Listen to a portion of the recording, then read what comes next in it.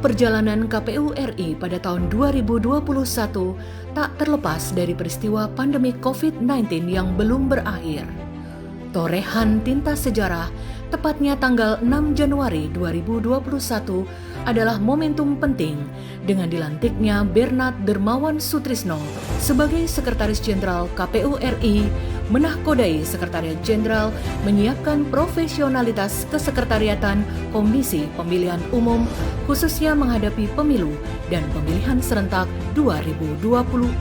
Efek pandemi COVID-19 tidak dipungkiri berdampak memundurkan penyelenggaraan pemilihan serentak 9 Desember 2020 lalu. Pada tahapan akhir pemilihan, yakni sidang perselisihan hasil pemilihan atau PHP di Mahkamah Konstitusi. Terdapat 16 daerah melaksanakan pemungutan suara ulang dan 1 daerah penghitungan suara ulang.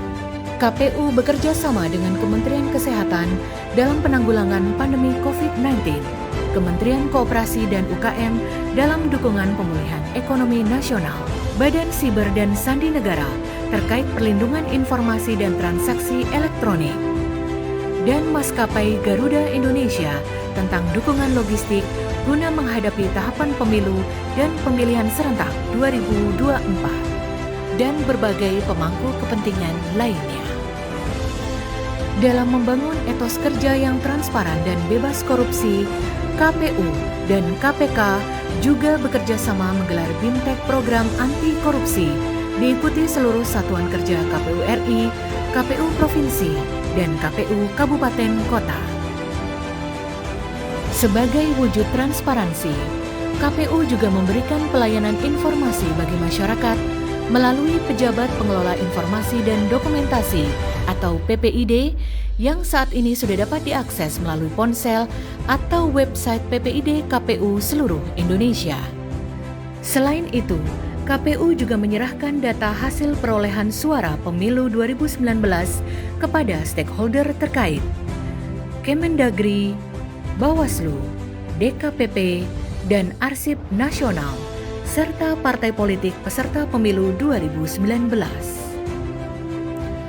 Untuk memperluas penyebaran informasi kelembagaan dan kepemiluan antar lembaga dan stakeholder, KPU membentuk Badan Koordinasi Kehumasan atau Bakohumas KPU di seluruh Indonesia.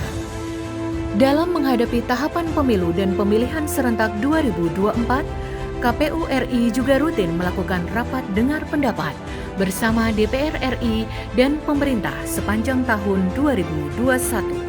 Tak hanya itu, guna memberikan pendidikan demokrasi yang menyeluruh kepada masyarakat, KPU telah meluncurkan program nasional Desa Peduli Pemilu dan Pemilihan pada 68 lokus desa di seluruh Indonesia sebagai pilot project yang ditujukan guna meningkatkan kuantitas dan kualitas partisipasi masyarakat pada pemilu dan pemilihan 2024 nanti. KPU juga telah merancang roadmap tahapan pengembangan dan penerapan teknologi informasi mulai tahun 2021 sampai 2024. Serta melakukan evaluasi pemilu 2019 dengan mendesain ulang surat suara dan formulir yang disederhanakan untuk mendapat masukan dari berbagai pihak atau stakeholder dalam memudahkan para pemilih di pemilu 2024 nanti. Terdapat 3 desain, yakni 1 surat suara, 2 surat suara, dan 3 surat suara. Sepanjang tahun 2021, sederet prestasi berhasil diraih KPU, mulai dari keberhasilan mendapat predikat wajar tanpa pengecualian atau WTP atas laporan keuangan KPU tahun 2020, juara 1 Lelang Awards kategori lelang non-eksekusi wajib, juara 2 BMN Awards kelompok 3 kategori utilisasi, juara 3 BKN Awards, serta terbaik 1 Jaringan Dokumentasi Informasi Hukum Nasional kategori lembaga non-struktural. Pada kesempatan yang baik ini saya ingin menekankan bahwa kunci utama yang menentukan kualitas pemilu adalah penyelenggara pemilu yang profesional dan berintegritas. Karena itu KPU harus betul-betul menyiapkan semua tahapan-tahapan dengan detail, dengan rapi seperti tadi disampaikan oleh Ketua KPU, sehingga kepercayaan pada penyelenggaraan pemilu akan semakin kuat. Persoalan teknis akan menjadi politis yang dapat mempengaruhi kualitas pemilu, karena itu segera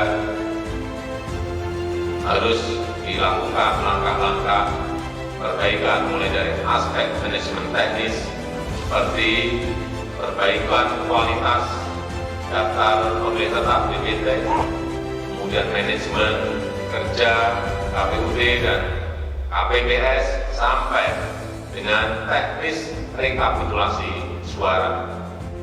Dengan segala capaian dan usaha menghadapi tahapan pemilu dan pemilihan 2024, KPU berkomitmen untuk meningkatkan pelayanan terbaik bagi masyarakat. KPU melayani.